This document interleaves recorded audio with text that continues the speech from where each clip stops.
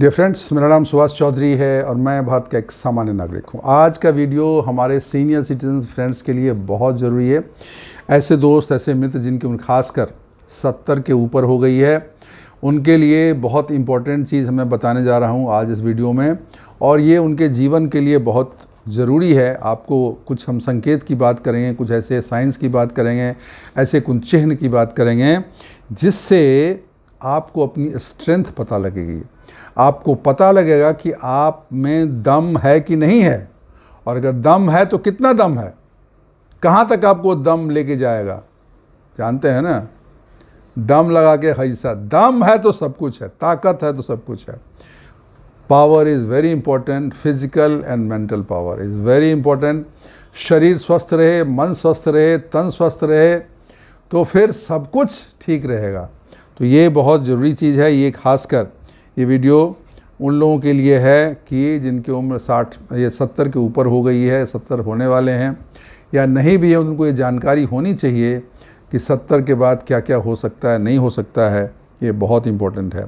तो आज हम बात करेंगे कि अगर इफ़ यू आर अप्रोचिंग 70, अगर 70 के पार आप होने वाले हैं, 70 आपकी उम्र होने वाली है, 65, 68, 67 हो गई या 70 क्रॉस भी हो गई है, तो हाउ यू विल नो कि आप आगे कैसे रहोगे, आपकी ताकत है कि नहीं है, आपकी ज़िंदगी कितनी लंबी चलेगी, ये आपको पता चलेगा।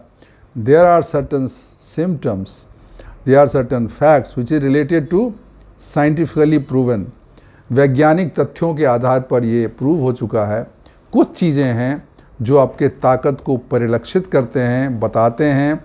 उसमें अगर कमी है इसका मतलब कुछ प्रॉब्लम है, अगर उसमें कमी नहीं है तो इसका मतलब कि आप फिट हैं, आप लंबे चलेंगे। और अगर उसमें आपको कहीं कमी दिख रही है तो आप उसको दूर करें, उसको ठीक करें। मैं उसका भी उपाय बताऊंगा कि कैसे उसको ठीक कर सकते हैं, दूर कर सकते हैं, और आप लंबी यात्रा के खिलाड़ी बन सकते हैं, लंबी दौड़ लगा सकते हैं और एवरेस्ट के शिखर पर चढ़ने लायक बन सकते हैं। तो आज हम बात करेंगे ऐसे 7 संकेत, ऐसे 7 चिन्ह, 7 ऐसे सिग्नल्स, 7 ऐसे साइंस जो ये बताते हैं कि आप कितने समय तक हेल्दी और स्वस्थ जीवन बिताओगे, कितने समय तक क्या करोगे। तो सबसे पहला तरीका है ये चलने का तरीका। आपका जो वॉक है ना, वो दिखाता है क्या 70 के बाद आप बहुत धीरे धीरे चलते हो, क्या आप झुक के चलते हो, क्या आपका बैलेंस ठीक से नहीं रहता है, क्या आपके चलने में कॉन्फिडेंस रहता है या नहीं रहता है। ये बहुत इम्पोर्टेंट है कि अगर आपकी चाल तेज है, इसका मतलब क्या है? इसका मतलब है कि आपका मांसपेशियां, मसल्स, देयर स्ट्रॉन्ग। मैंने बोला ना कि सिग्नल से, उस संकेत से आपका जीवन कितना आगे जाएगा वो दिखता है। तो जब मांसपेशियां मजबूत रहेंगी तो इंसान चलेगा अच्छा, उसके गिरने का खतरा कम हो जाएगा। तो अगर कोई तेज चल पाता है नॉर्मल अवस्था में, ऐसा नहीं कि ज़बरदस्ती, नॉर्मल अवस्था में तेज चल पाता है और he can walk fastly and confidently and without any ऐसा किए हुए, इसका मतलब उसकी मांसपेशियां मजबूत हैं।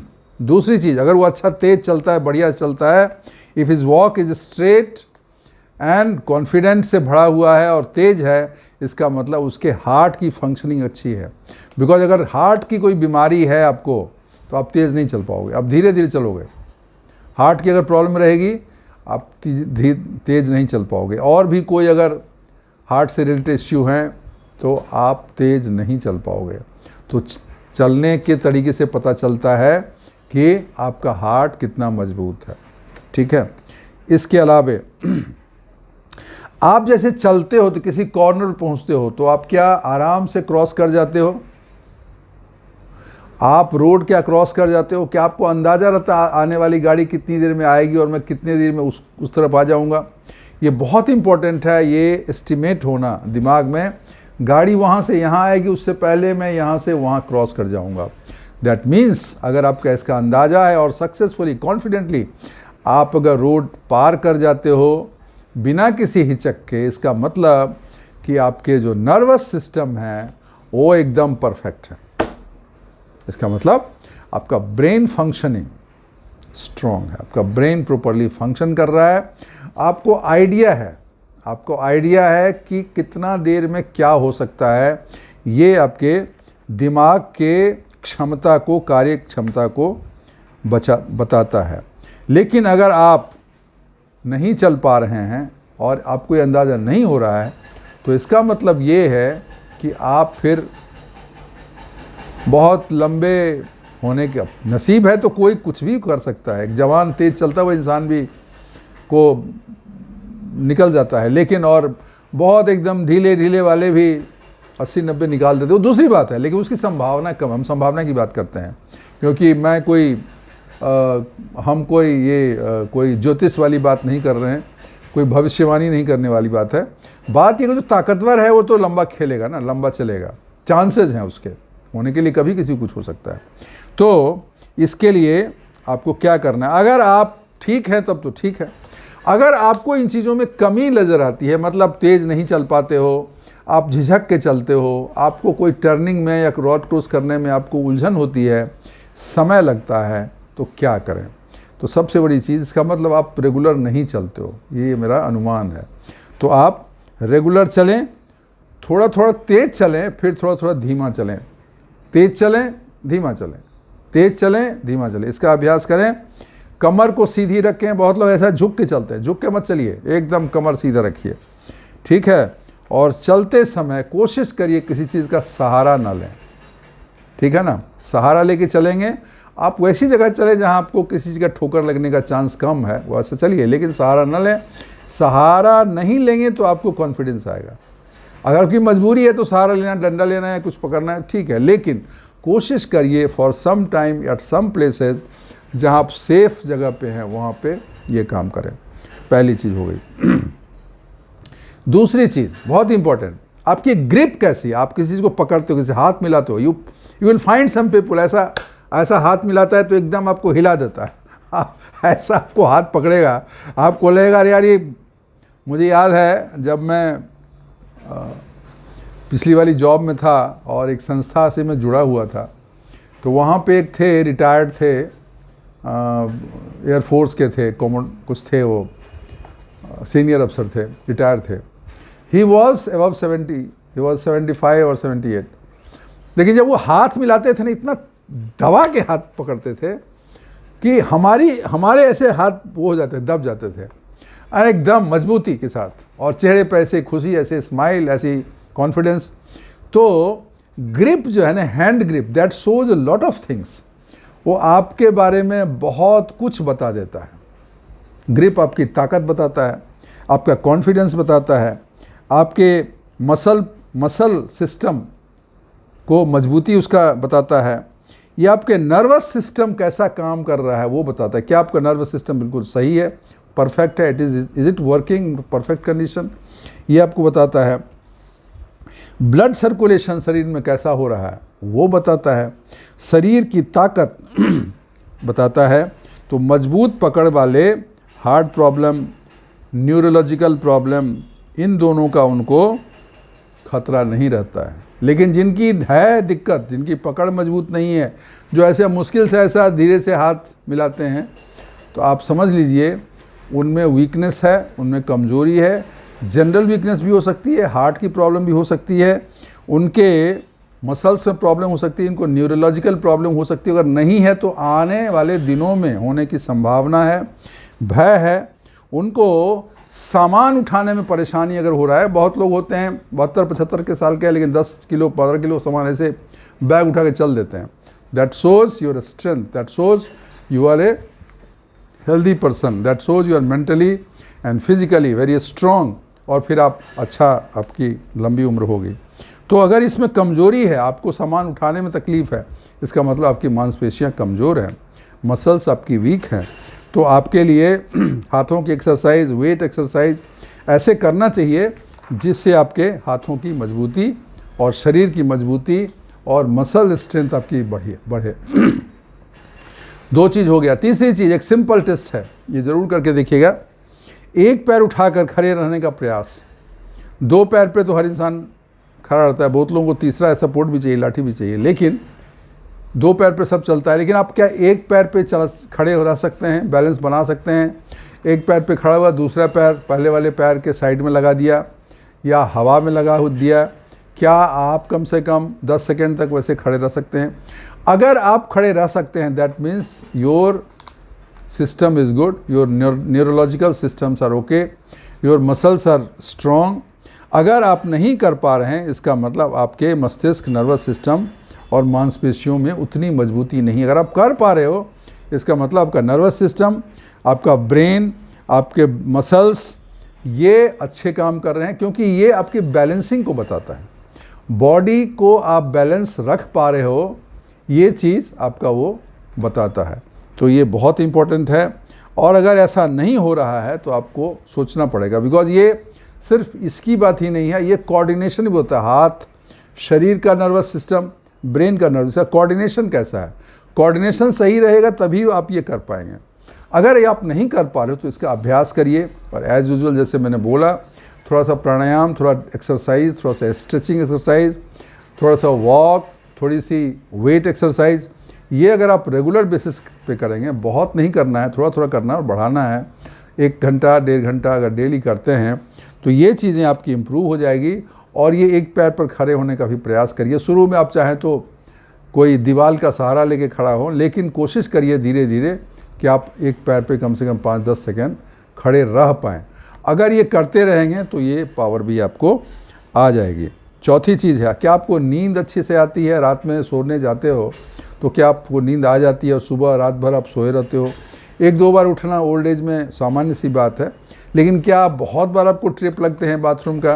क्या आपको और कोई प्रॉब्लम है? क्या आपका डाइजेशन सही है? नींद आपको अच्छी आती है? अगर नींद अच्छी आती है तो ये बहुत ज़रूरी चीज़ है, बहुत अच्छी बात है। इसका मतलब आप हेल्दी हो, आप स्वस्थ हो, क्योंकि नींद तभी आएगी अच्छी जब आपका मानसिक रूप से, शारीरिक रूप से स्वस्थ रहोगे, ठीक है। और नींद इसलिए ज़रूरी है कि जब आदमी इंसान सोया रहता है तो शरीर के जो सेल्स हैं वो रिपेयर होते रहते हैं, और नए सेल्स बनते रहते हैं। बॉडी में रिलैक्सेशन से ना एनर्जी फिर से आ जाती है, और इस पीरियड में आपका बॉडी का जो पावर है ना वो वापस आ जाता है। तो ये बहुत ज़रूरी है। ये इससे आपका इम्यूनिटी भी इम्प्रूव होता है अगर आप अच्छी नींद होती है तो। ये आपको देखना है। एक और चीज़ है जो आपके हेल्थ को आप बताता है, वो है कि आपको भूख लगती है कि नहीं। बहुत लोगों को भूख ही नहीं लगती, बहुत कम भूख लगती है। ये अच्छा नहीं, इसका मतलब आपका डाइजेशन सिस्टम ठीक नहीं है। इसका मतलब पैंक्रियाटिक जूस जो वो है प्रॉपर नहीं बन रहा है। इसका मतलब कि पेट के प्रॉब्लम है। इसका मतलब कि आपको और कोई समस्या है। भूख लगनी चाहिए और आपको खाना अच्छा खाना चाहिए।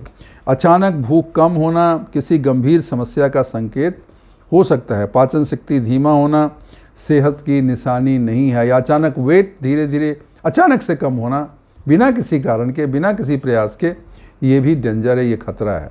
तो ये भी आपको देखना पड़ेगा कि आपको भूख ठीक से लगती है या नहीं। अगर नहीं ठीक से लगती है तो कमजोरी, चक्कर आना, ध्यान न लगना, गिरने का ज़्यादा खतरा हो सकता है, which is again dangerous for your life and dangerous for your health. तो यदि ऐसा आपको लगता है तो आप चेक करिए कि आपके भोजन में प्रोटीन, विटामिन्स, मिनरल्स और फाइब्रस फूड है कि नहीं है। नहीं है तो इन चीज़ों को इंक्लूड करें। इससे आपके शरीर में ताकत आएगी और आपकी पाचन शक्ति भी बढ़ेगी, जिससे आप बेहतर खा सकते हैं और बेहतर रह सकते हैं। हेल्थ आपका इम्प्रूव होगा। ये सारी चीज़ें बहुत ज़रूरी हैं, जिससे आपकी इम्यूनिटी भी इम्प्रूव करती है। लेकिन अगर आपको भूख नहीं लगती है तो आपके लिए खतरा है, आप इसको देख लें। छठी चीज़ है वो है कि क्या आप स्ट्रेस आपको रहता है क्या? किसी चीज़ के बारे में सोचते हैं या कुछ ऐसी चीज़ें हो जाती हैं तो क्या आप बहुत लंबे समय तक उस तनाव में रहते हैं? ये अगर रहता है तो आपके लिए बहुत ही खतरा है। बहुत ज़्यादा तनाव में रहना, अकेलेपन का पेशेंट होना, या डिप्रेशन और एंजाइटी का अगर कोई पेशेंट है तो उसकी लाइफ शॉर्टन हो जाती है और वो फिर उसके हेल्थ के लिए, उसके जीवन के लिए खतरा है। तो अगर आपको ऐसा लगता है कि तनाव में रहते हो, उलझन में रहते हो, आपका बढ़ा रहता है बीपी, या आपको स्ट्रेस रहता है, कि एंजाइटी हमेशा फील करते हो, या डिप्रेस्ड रहता है मूड, ये आपके जीवन के लिए खतरा है। आपका लंबा जीवन फिर नहीं रहेगा। तो इसको दूर आप अभी से करिए। मेरा पर्पस सिर्फ डराना नहीं है, मेरा पर्पस ये है कि अगर ये चीज़ें हैं उसको अपने ध्यान में लाइए और उसको ठीक करने के लिए प्रयास करिए। इसके लिए आपको सोशल मिक्सिंग करना चाहिए, योगा करना चाहिए, मेडिटेशन करना चाहिए, रेगुलर वॉक करना चाहिए और पब्लिक फंक्शन वगैरह में आपको जाके पार्टिसिपेट करना चाहिए, मिलते जुलता रहना चाहिए। क्योंकि तनाव में रहने से शरीर में, आपको पता है, कॉर्टिसोल नामक एक हार्मोन बनता है जो आपके इम्यूनिटी सिस्टम को कमज़ोर कर देता है और आपकी बीपी को बढ़ा देता है और बॉडी सेल्स को तेज़ी से बूढ़ा बना देता है। ये कॉर्टिसोल, अगर आप तनाव में ज़्यादा रहेंगे तो कॉर्टिसोल ज़्यादा रिलीज़ होगा, ज़्यादा कॉर्टिसोल रिलीज़ होगा, आप तेज़ी से बूढ़ा बनेंगे, आपका सेल्स रिपेयर नहीं होगा। वो कहेगा हम नहीं करते रिपेयर, जाओ भाई तुम कॉर्टिसोल लेके बैठे हो, मैं नहीं रिपेयर करता। तो ये तकलीफ़ हो जाएगी, आपकी इम्यूनिटी कम हो जाएगी। इम्यूनिटी का मतलब कोई बीमारी आया, हमला किया, आप बस गिर गए।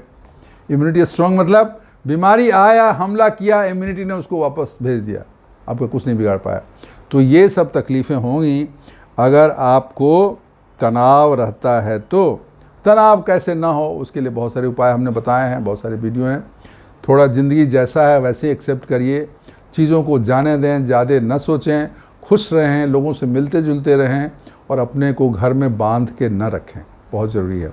तो ये छठी चीज़ हो गई। और सातवीं चीज़ अकेलापन। अकेलापन, लोनलीनेस, बुढ़ापे की सबसे बड़ी बीमारी। ये इंसान को तोड़ देता है, मरोड़ देता है, बिल्कुल बेकार कर देता है। और सबसे बड़ी चीज़ है अकेलापन इंसान खुद ही पालता है, खुद ही पालता। अपना ईगो लेके बैठा रहेगा, उससे मैं नहीं बात करूंगा, उससे मैं नहीं मिलूंगा, उसके पास नहीं जाऊंगा, उसको फ़ोन नहीं करूंगा, वो फ़ोन करेगा तो मैं बात नहीं करूंगा, कोई आदमी आएगा तो हम ऐंठ के बैठे हुए हैं, बच्चे कुछ पूछ रहे हैं तो कौन सा गुमान है यार, अब तो मरने का टाइम आ गया, किस ऐंठ में रहते हो, किस चीज़ का ईगो है। और फिर तुमको उम्र भी ज़्यादा चाहिए, तुमको शिकायत भी दुनिया भर से है, भाई तो अकेले हो ही जाओगे। जब सारी दुनिया तुमको बुरी लग रही है, तुम अकेले ही रह जाओगे ना। तो थोड़ा सा इग्नोर करो ना, ठीक है सब। See all the people are the idols of imperfection. इंसान दुनिया में वो गलतियों का कठपुतला है, कहीं पढ़ा था मैंने। इंसान जो है क्या है, एक गलतियों का पुतला है, मतलब उसमें बहुत सारी गलतियां रहेंगी, बहुत सारी कमियां रहेंगी, बहुत सारी, उसको एज इट इज़ एक्सेप्ट करो ना। भगवान ने तो ऐसा किया नहीं कि सबको एकदम परफेक्ट मानसिक, शारीरिक, बिहेवियरल अच्छा बना के भेजा, नहीं भेजा है ना। आप भी क्या हो, आप भी वैसे ही हो। तो जब आप भी परफेक्ट नहीं हो, then why are looking for perfection. आपका बिहेवियर क्या हमेशा सही रहा है क्या? थोड़ा सोच के बताना। नहीं रहा है, देखना कहीं ना कहीं आप भी चूके हो। तो जब आप परफेक्ट नहीं हो तो why are you looking for perfection. तो ये जो अकेलापन है उसका मुख्य कारण यही होता है, आदमी का ईगो, आदमी की ऐंठ, आदमी का अहंकार और आदमी को दूसरे आदमी को एक्सेप्ट न करने की आदत। आदमी को दूसरे में कमियां देखने, खोजने, उसका विन्यास, उसका आलोचना, उसका एनालिसिस करने में समय बिताने से वो अकेला रह जाता है। तो इस चीज़ से बचिए, अकेलापन बहुत बुरा है और इसको दूर करने के लिए आप लोगों से मिलते जुलते रहिए। जो जैसा है वैसा है यार, ठीक है ना, भगवान ने उसे ऐसे ही बनाया, क्यों, कोई दिक्कत नहीं। ये सोच आप डेवलप करेंगे तो आपके लिए अच्छा रहेगा। दोस्तों ये 7 चीज़ें मैंने बताई आपको, जो आपको बताएगा कि आपकी उम्र कितनी लंबी होगी, मतलब कितना आप लंबा जीवन जियोगे कि नहीं। और मैंने आपको ये भी बताया कि अगर 7 कमियां आप में हैं तो उसको कैसे दूर करें।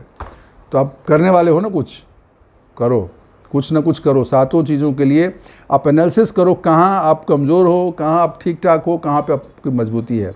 तो जो मजबूती है उसको चालू रखिए, जहाँ कमज़ोरी है उस पर थोड़ा काम करिए, और जहाँ पे बहुत ज़्यादा कमज़ोरी है उसको थोड़ा ज़्यादा फोकस करिए। कठिन काम है, लेकिन हर कठिन काम को तो बहादुर लोग करते ही हैं, और आप तो अनुभवी हैं, पुराने हैं, आप तो कर लेंगे। ठीक है दोस्तों, तो आज के लिए बस इतना ही। अगले वीडियो में फिर से बात कर लेंगे। उससे पहले फिर से एक बार बोल देता हूँ, चैनल को सब्सक्राइब करिए नहीं किया है तो, और वीडियो तो अच्छी थी तो आप उसको लाइक करिए। मेरे ख्याल से आपको अच्छी लगी हो तो आप डिसाइड करिए, मैं नहीं कुछ बोलूँगा। और अपने कमेंट्स डालिए, दोस्तों को शेयर करिए, उनका भी ज्ञान वर्धन करिए, और जीवन में खुशियाँ और हैप्पीनेस बांटिए।